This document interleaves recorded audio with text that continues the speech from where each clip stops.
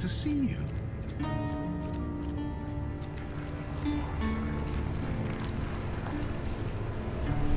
You carried a...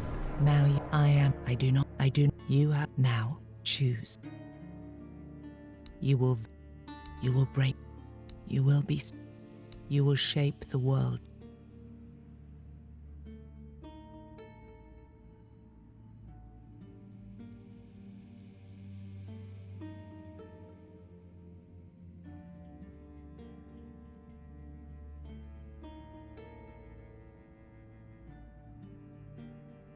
Then the idea shall endure.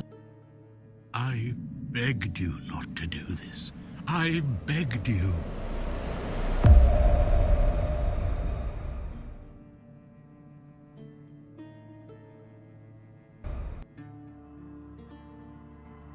No, I won't let this happen. Not again.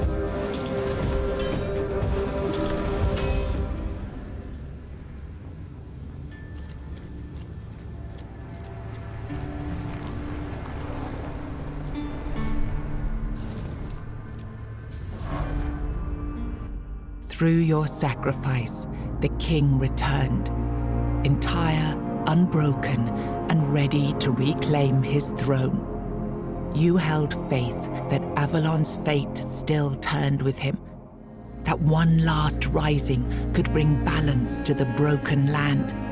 Now he rules again, and the world bends to the weight of your choice, for salvation or for ruin. You gave everything to restore the king, and your journey ended with his return. Closing your eyes upon the sight of Arthur's triumph, you felt no regret, only the certainty that your final choice had been the right one. In your absence, the South unraveled, its leaders gone, its people left to fend for themselves.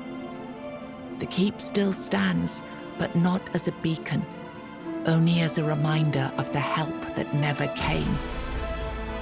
The men here stayed in Kuenacht, but Yvain failed to rally the minds and hearts needed for his Grail quest. With no clear leaders and rising tension, both Kuenacht and Camelot grew fragile, drifting toward division, with no one left to hold the line. You awakened the giants, only to command their end, leaving no power behind for either side to claim. Without their strength, the balance held, but the divide between Camelot and the Dal Rita remained, wide, bitter, and far from settled. Nianta left Kuenacht with Yvain, and her fate remained unknown. Yet among the people she once served, tales of her devotion and courage endured, and her name was remembered with respect. Maggot chose to remain in Kuenacht, and the people stayed with him. Over time, they grew to trust him and often sought his wisdom. In time, he took on an apprentice, planting the first seeds of a new druidic tradition. Eothra left Kuenacht alongside Yvain, despite concerns about his age. His fate remained unknown, but the people admired him for finding purpose at the end of his life, and spoke of him with lasting respect. The Volker joined the rest of the Dal Rita without a matron and without Mathar's blessing. Even so, their warriors kept the ferocity they had once been famed for, tempered now by a clarity that left the other tribes uneasy. They were respected, but only barely. For what greater dishonor is there than turning one's back on the goddess who had made them what they were? Ingui turned away from the eternal sleep, choosing life over dreams. In time, she began to rebuild the Thoid among the living, planting the first seeds of a new future for her scattered people. Under Stronner's leadership, the Ulfra found new strength. He rebuilt the tribe and reunited them with the rest of the Dal Rita, restoring their place among the tribes of the Forlorn Swords. Following Galerna's path, the Sven clung to the old ways, their faith sustained by the Stagfather's living presence within the unrealm of the hunt. They turned inward, shunning outsiders, and deepened their devotion to the blood-stained rites of their ancestors. You accepted the mycelium's offer and let the spores consume Sagramor's body.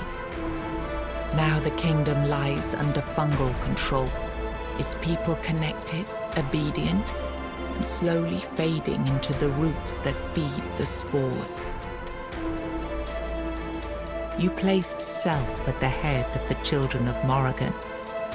Operating from the shadows, the Guild reshaped Avalon's politics through quiet influence and assassination, while the people lived unaware of the power that ruled them. You chose to dismantle the children of Morrigan. There were no more crows to carry out her will, for now. Morrigan withdrew into silence, patient as ever, waiting for the day when new souls would rise to serve her again. You chose to free the Fore-dwellers, but captivity had broken their minds. They turned on their savior and were slain. Without the song, the Stone Warden craft ended, and their legacy was lost with the death of the last of their order. O Queen Cinnamon Sage never forgot the bond he shared with you. Proud of the path you chose, he built a small shop near your grave, and in quiet moments, still spoke to you as he once did. A friend loyal beyond the bounds of life.